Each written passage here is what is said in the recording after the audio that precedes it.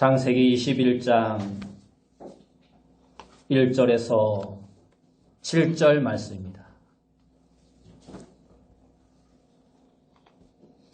구약성경 창세기 21장 1절에서 7절 말씀, 구약성경 26페이지에 있습니다. 창세기 21장 1절에서 7절 말씀 제가 봉독해 드리겠습니다.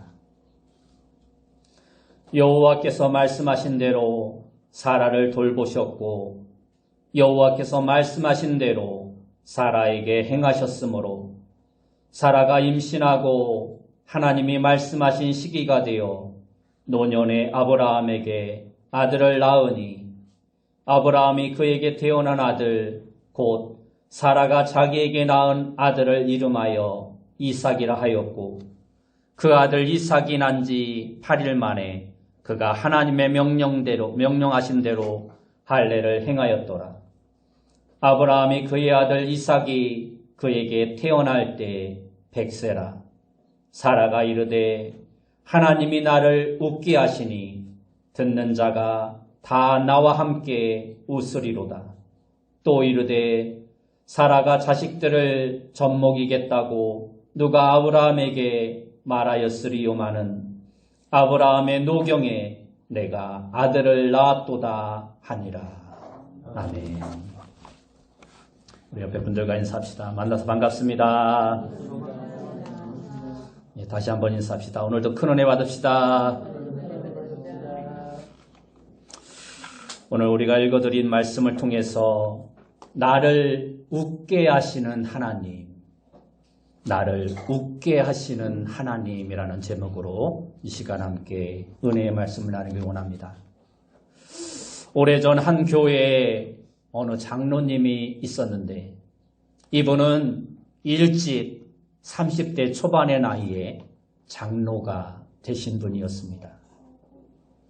결혼도 20대 일찍 하였지만 아기를 갖고 싶었지만 아기를 갖지 못해서 결국은 포기하고 입양을 하였습니다. 그런데 마침내 장로님이 44세, 부인 집사님이 40세가 되어서 아기를 낳게 되었습니다.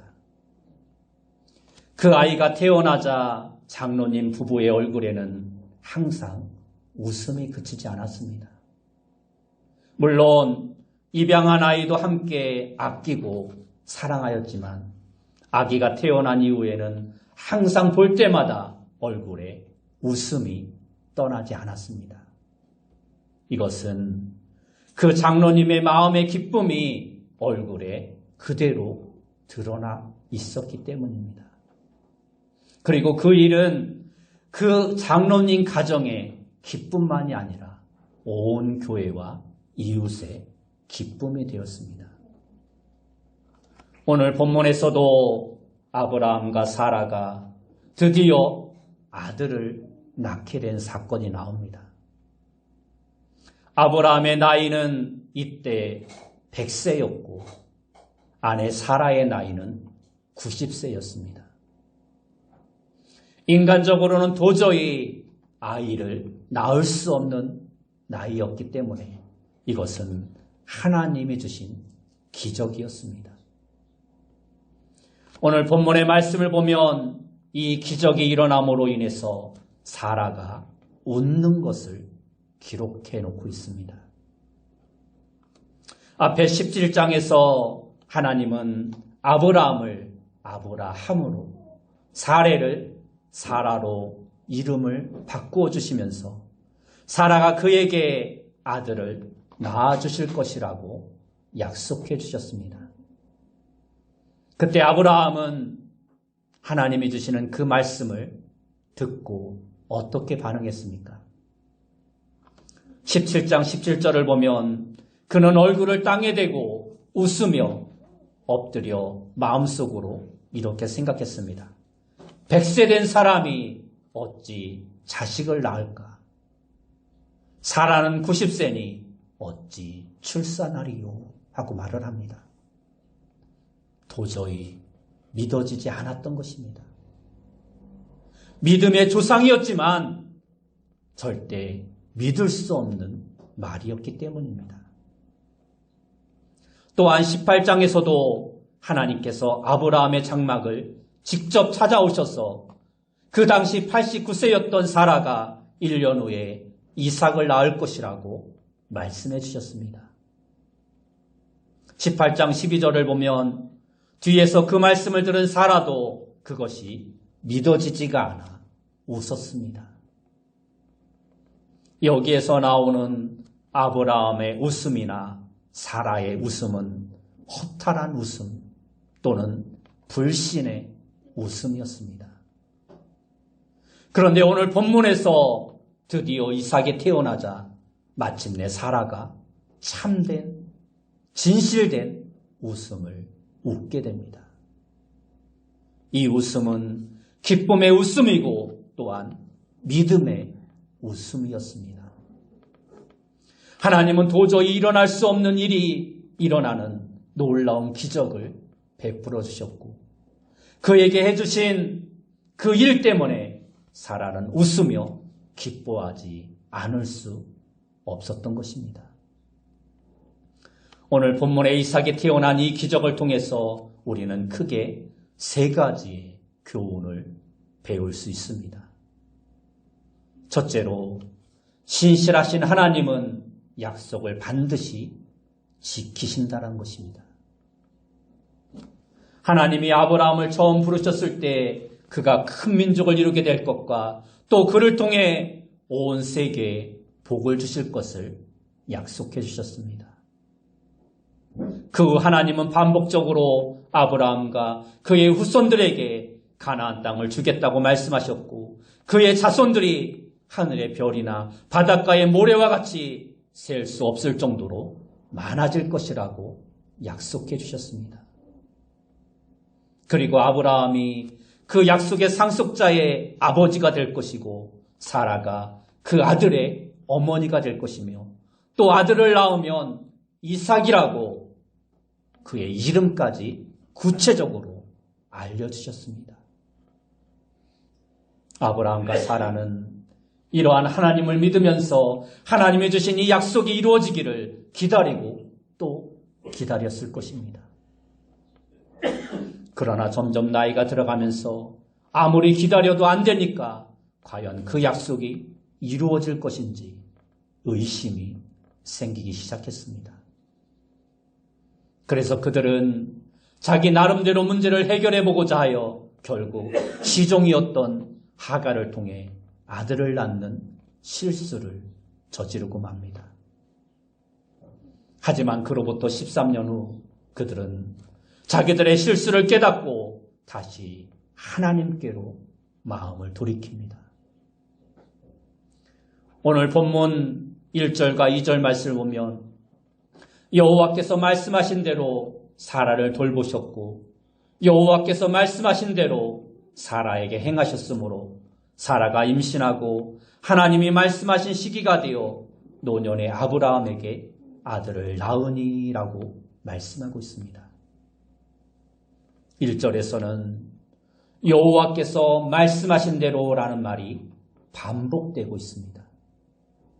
이것은 하나님은 그분이 말씀하신 대로 반드시 이루시는 분이라는 것을 말씀하고 있는 것입니다.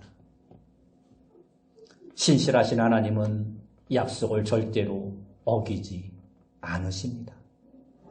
그가 약속하신 것은 반드시 100% 지키시는 분이십니다.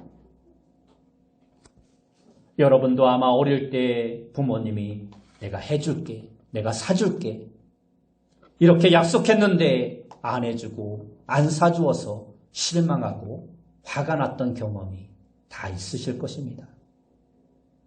저도 부모가 되고 보니까 자녀들에게 해줄게, 사줄게 해놓고 잊어버리는 경우가 종종 있습니다. 그런데 아이는 그 약속을 잊어버리지 않습니다. 왜 사준다고 해놓고, 왜 해준다고 해놓고 안 사주느냐고, 안 해주느냐고 따지는 것을 보면서 약속은 꼭 지켜야겠다고 생각을 하게 됩니다. 그러나 우리 인간은 이처럼 약속을 하고도 지키지 못할 때가 많습니다. 앞에서 말한 것처럼 약속을 잊어버리는 경우도 있고 지키려 했지만 능력이 안 되어 못 지키는 경우도 있고 어떻게 하다 보니까 지킬 마음이 없어지는 경우도 있습니다. 또한 상황이 여의치 않아서 지키지 못하는 경우도 있습니다. 우리 그리스도인에게 있어서 예배도 하나님과의 약속입니다. 교회에서 주어지는 세례도 내가 예수 그리스도를 믿는 믿음 안에서 살겠다라는 약속이고, 교인이 되는 것 또한 하나님이 기뻐하시는 삶으로 살아가겠다라는 약속입니다. 교회에서 직분을 받을 때도 교회와 성도 앞에서 서약을 합니다. 그 모든 것이 다 약속인 것입니다. 직분자로서 최선을 다해 교회와 하나님을 섬기겠다는 약속인 것입니다. 그런데 우리는 이 같은 약속을 해놓고도 그 약속을 깨는 적이 얼마나 많습니까? 개인적으로도 그렇고 교회적으로도 그렇고 우리는 너무 많이 약속을 어기며 살아갑니다. 그러나 신실하신 하나님은 그분이 약속하신 것을 결코 깨지 않으십니다. 하나님은 지킬 마음도 있으시고 또한 그 약속을 지키실 만한 능력도 있으신 분입니다. 하나님은 신실하신 하나님이시고 또한 전능하신 하나님이시기에 그분이 약속하신 것을 반드시 이루시는 분입니다. 성경을 보면 수많은 약속들이 우리에게 주어져 있습니다. 그 약속들을 보면 복을 주겠다는 약속들도 아주 많이 있습니다. 우리가 성경을 읽고 묵상하고 연구해야 할 이유가 바로 이것입니다. 하나님이 좋은 약속들을 그렇게도 많이 주셨는데 우리가 그것을 알지 못하면 그 약속의 복을 제대로 누리지 못하는 것입니다. 우리가 가끔 여행을 할 때 비행기를 타거나 호텔이나 숙소를 이용할 때 보면 숨겨진 혜택들이 참 많이 있는 것을 보게 됩니다. 이러한 경우에는 이런 서비스가 있고 또 무료로 이용할 수 있는 방법도 많이 있고 할인 혜택을 받을 수 있는 방법 등등 많은 혜택이 우리가 내는 돈 안에 이미 포함되어져 있습니다. 그런데 몰라서 그 혜택을 못 받는 경우도 많이 있습니다. 특히 해외여행을 할 때 알지 못해서 읽지 못해서 혜택을 받지 못하는 경우도 많이 있습니다.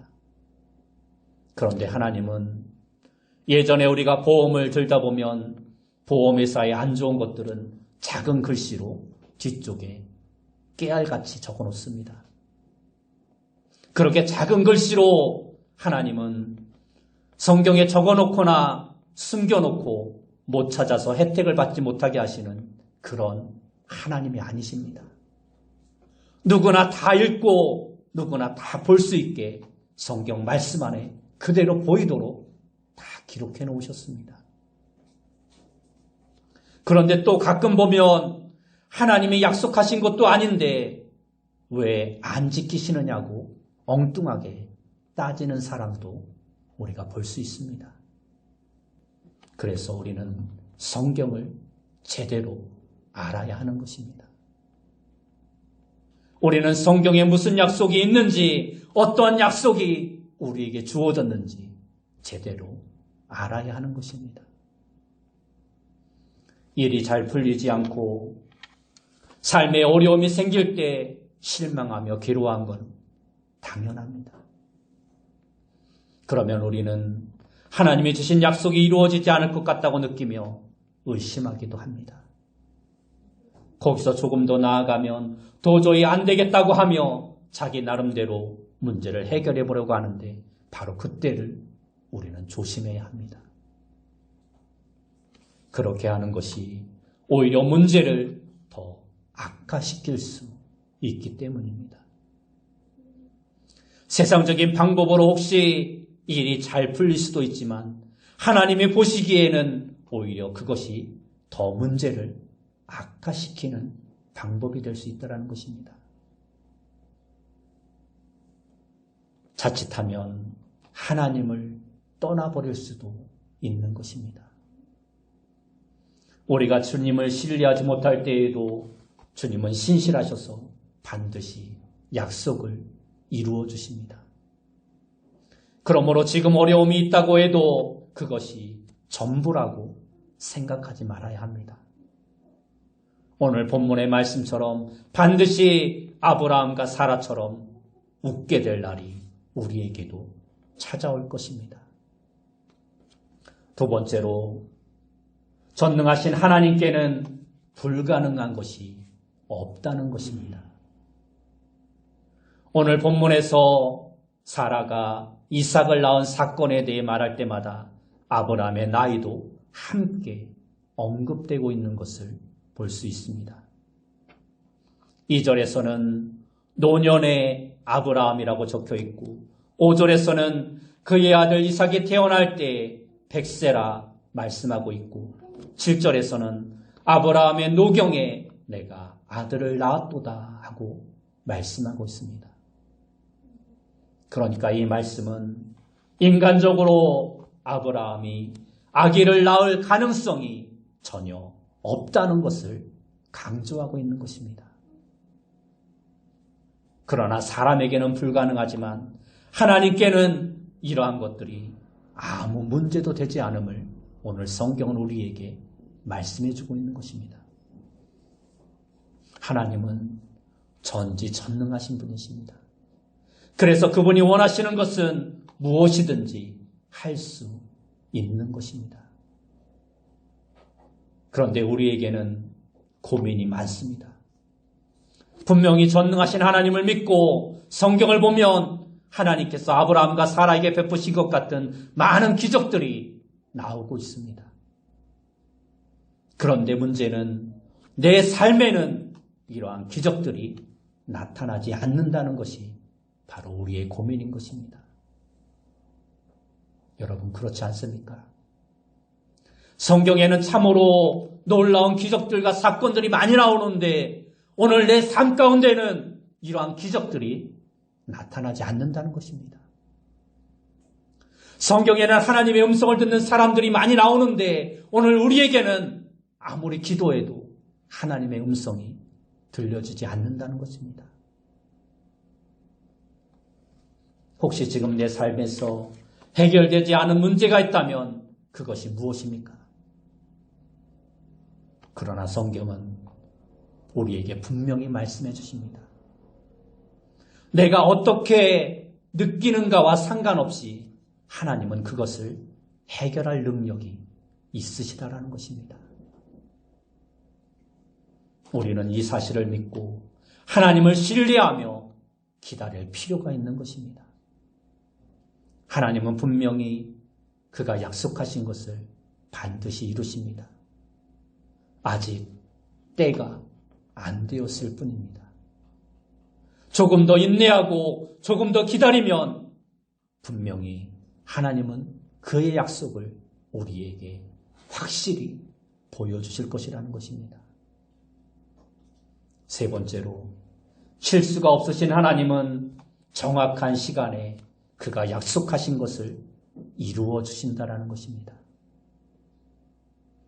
2절 말씀을 다시 보면 사라가 임신하고 하나님이 말씀하신 시기가 되어 노년의 아브라함에게 아들을 낳으니라고 말씀하고 있습니다. 여기에 보면 하나님이 말씀하신 시기가 되어라고 말씀하고 있습니다. 하나님은 수차례에 걸쳐 아브라함에게 이 약속이 반드시 이루어질 것을 확인해 주셨습니다. 그리고 그 약속은 마침내 오늘 본문에서 이루어졌고 그 약속이 성취될 때는 너무 빠른 때도 또 너무 늦은 때도 아닌 하나님이 말씀하신 시기였다라고 기록하고 있습니다. 아브라함에게 있어서 이삭이라는 아들은 아무 때나 아무렇게나 막 태어난 것이 아니었습니다. 이삭은 하나님의 약속에 따라 하나님이 말씀하신 정확한 시기에 태어난 것입니다. 예수님도 아무 시대에나 아무렇게나 대충 오신 것이 아닙니다. 정확한 때에 예언에 따라 정확한 곳에 오셨던 것입니다. 그러니까 이게 무슨 말입니까? 하나님은 우리의 모든 시간을 다 계산하고 있으셨다라는 것입니다. 그래서 정하신 시간에 사라가 임신하게 하시고 정하신 시간에 이삭이 태어나도록 하셨던 것입니다. 아브라함과 사라도 자기들 나름대로 자기들의 시간을 계산했을 것입니다. 그런데 자기들 생각에는 이제 시간이 지났다라고 생각하여 더 이상 기다리지 못하고 인간적인 방법을 썼고, 그래서 오히려 이스마엘이 태어나면서 어려움을 당했던 것입니다. 우리는 이 사실을 기억해야 합니다. 우리가 하나님을 믿는 사람으로서 하나님이 즉시 응답을 안 해주실 때 아주 많이 힘들어합니다. 열심히 기도해도 응답하지 않을 때 초조하고 불안하고 염려가 됩니다. 불안함과 답답함과 두려움을 느끼게 됩니다. 그러면서 시간을 계산해 보다가 더 이상 참지 못하고 자기 나름대로의 인간적인 방법을 사용하게 됩니다. 그런데 사실은 그것을 진짜로 계산해 보면 우리는 그렇게 오래 기다리지 못합니다. 오래 기다린 것도 아닙니다. 그냥 조금 기다려보다가 안 되면 자기 마음대로 하는 것입니다. 그러나 우리는 이 사실을 꼭 기억해야 합니다. 하나님의 약속을 믿음으로 기다리지 못하고 내 방법을 쓰고 내 방법대로 하게 되면 이스마엘이 태어나게 된다는 것입니다. 오히려 더욱더 어려운 일들이 생겨나게 된다는 것입니다. 그러나 믿음으로 인내하며 기다리면 믿음의 약속의 아들인 이삭이 태어난다는 것입니다. 그렇습니다. 우리는 하나님을 믿기 때문에 불안해야 할 이유가 없는 것입니다. 우리는 하나님을 믿기 때문에 어떠한 상황 가운데서도 안심할 수 있는 것입니다. 전능하신 하나님, 신실하신 하나님께서 정확한 때에 그분의 약속을 이루어 주실 것이기 때문입니다. 아직 이루어지지 않았다면 그것은 아직 하나님의 때가 되지 않았기 때문입니다. 우리에게 있어서 가장 좋은 때를 하나님은 기다리고 계십니다. 레이 워렌 목사의 목적이 이끄는 삶에 보면 좋은 말들이 많이 나옵니다. 그 중에 하나가 이러한 내용이 있습니다. 하나님은 어떠한 일도 우연히 하지 않으시고 절대로 실수하지 않으신다. 하나님이 창조하신 모든 것에는 다 이유가 있다. 하나님은 왜 이 모든 일들을 하셨을까? 왜 우리를 위해서 우주를 만드시는 수고를 하셨을까? 그 모든 이유는 그분은 사랑의 하나님이시기 때문이다라는 것입니다. 여러분, 하나님의 사랑이 가장 분명하게 나타난 곳이 어디입니까? 바로 예수 그리스도의 십자가입니다. 가장 귀한 위아들까지도 내어주신 하나님이시라면 더 이상 아끼실 것이 없는 것입니다. 가장 귀한 것을 내어주셨다면 더 이상 아낄 것이 남아있지 않은 것입니다. 십자가는 바로 그러한 하나님의 사랑의 증거입니다. 우리 삶을 하나님이 모두 책임져 주신다는 표시가 바로 십자가입니다. 그래서 우리가 십자가를 바라보며 나아갈 때 모든 불안이, 모든 염려가, 모든 근심이 사라질 수 있는 것입니다. 그래서 우리가 힘들수록 더욱더 십자가를 바라보면서 예배 자리로 나아가는 것이고 기도하며 말씀을 붙들 수 있는 것입니다. 우리를 그렇게 사랑하시는 하나님께서 우리를 위해 정확한 시간에 움직이시며 인도하시기 때문에 우리는 걱정할 필요가 없는 것입니다. 그리고 어떤 어려운 상황 속에서도 우리는 소망을 가질 수 있는 것입니다. 마지막으로 우리는 오늘 본문에서 사라의 간증을 들을 수 있습니다. 3절과 4절 말씀을 보면 아브라함이 그에게 태어난 아들 곧 사라가 자기에게 낳은 아들을 이름하여 이삭이라 하였고 그 아들 이삭이 난 지 8일 만에 그가 하나님의 명령하신 대로 할례를 행하였더라 하고 말씀하고 있습니다. 아브라함은 아들이 태어나자 즉시 그 이름을 이삭이라고 짓고 하나님의 명령하신 대로 그에게 8일 만에 할례를 행합니다.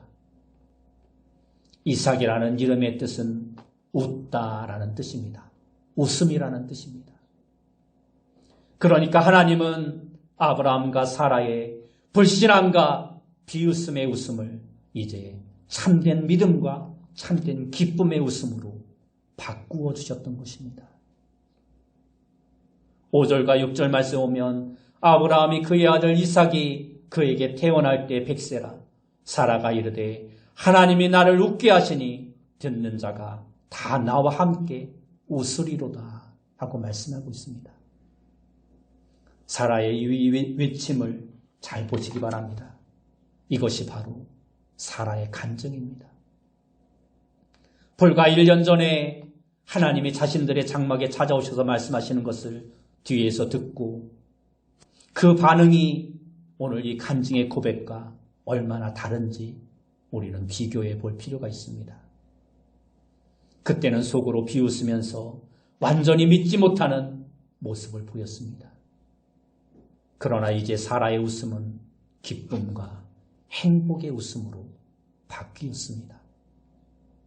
그리고 또 이렇게 간증합니다. 7절 말씀입니다. 또 이르되 사라가 자식들을 젖먹이겠다고 누가 아브라함에게 말하였으리오마는 아브라함의 노경에 내가 아들을 낳았도다 하니라. 1년 전의 웃음이 불신과 의심에서 나온 웃음이었다면 지금의 웃음은 하나님의 놀랍고 위대한 능력을 경험한 것에서 나온 참된 웃음이었습니다. 첫 번째의 웃음이 기가 막혀서 피식 웃는 웃음이라면 두 번째의 웃음은 마음속에서부터 터져나오는 기쁨을 주체할 수 없는 그러한 웃음이었습니다. 만약 지금 우리의 삶이 우리가 할 수 있는 것이 없어서 기가 막혀 피식 웃을 수밖에 없는 그러한 삶이라면 하나님은 분명히 우리가 기쁨의 웃음을 웃을 수 있도록 두 번째 웃음을 주실 것입니다. 의심과 불신의 웃음에서 큰 기쁨과 감격의 웃음으로 우리의 삶을 바꾸어 주실 것입니다. 그래서 우리 각자가 나를 웃게 하시는 하나님이라고 오늘 사라처럼 고백할 수 있도록 하나님은 우리의 삶을 인도해 주실 것입니다. 유명한 종교개혁자인 마틴 루터가 종교개혁을 진행하다가 극심한 반대와 비판과 비난 때문에 너무 힘들어서 모든 것을 포기해야겠다는 마음이 들었습니다. 그래서 그는 침대에 누워서 이제 다 끝났어라고 말하며 혼자 넋누리를 눌러놓고 있었습니다. 바로 그때 그의 지혜로운 아내가 놀랍게도 상복을 입고 방에 들어왔습니다. 루터가 보니까 아내가 상복을 입었기에 깜짝 놀라면서 말합니다. 아니 여보, 누가 죽었소? 그러자 루터의 아내는 이렇게 말합니다. 예, 그렇습니다. 하나님께서 돌아가셨습니다. 아내의 황당한 대답에 루터는 아니, 하나님이 돌아가시다니 그게 무슨 소리요라고 묻자 루터의 아내가 정색을 하며 말합니다. 하나님이 돌아가시지 않았다면 당신이 지금 이렇게 누워있어 모든 것을 포기할 필요가 없는 것입니다. 아내의 이 말 한마디가 루터를 흔들어 깨웠습니다. 아, 그렇지. 하나님은 살아계시지. 그래서 그는 다시 벌떡 일어나 그가 하던 일을 계속했고 우리가 아는 것처럼 종교 개혁을 완수할 수 있었던 것입니다. 그렇습니다. 하나님은 지금도 살아계십니다. 살아계신 하나님은 가장 정확한 때에 최고의 방법으로 우리를 웃게 하실 것입니다. 그러므로 지금 내가 처한 상황이 어떠하든지 상관없이 살아계신 하나님을 신뢰하며 믿음으로 나아가고 하나님의 때를 기다릴 수 있는 그러한 삶의 모습이 우리에게 있어야 할 것입니다. 그러면 하나님은 하나님이 정하신 가장 정확한 때에 우리를 웃게 해주실 것입니다. 그렇게 될 때 여러분도 오늘 본문의 사라처럼 나를 웃게 하시는 하나님을 체험하게 되고 간증하게 될 것입니다. 비록 힘들고 어려운 시기를 겪고 있을지라도 오늘 본문의 말씀처럼 나를 웃게 하시는 하나님을 바라보며 인내하시고 기쁨의 웃음을 얻을 수 있는 귀한 성도님들이 다 되시기를 예수님의 이름으로 축원합니다. 기도하겠습니다. 사랑하는 주님, 비록 우리의 삶이 힘들고 어렵고 고난의 삶이라 할지라도 하나님께서 우리에게 성경을 통해 약속해 주신 그 약속의 말씀을 붙들고 우리를 웃게 하실 그 하나님을 바라보면서 믿음으로 인내하며 나아갈 수 있는 우리 성도님들 다 되어줄 수 있도록 인도하여 주옵소서. 지금 힘들어하는 성도님들 있습니까? 낙심하고 절망하고 좌절한 성도님들 있습니까? 하나님이 정하신 그 약속의 시기가 속히 앞당겨질 수 있도록 주께서 도우시고 그들을 웃게 하시는 하나님을 그들이 체험할 수 있도록 인도하여 주옵소서. 예수님의 이름으로 기도드리옵나이다. 아멘.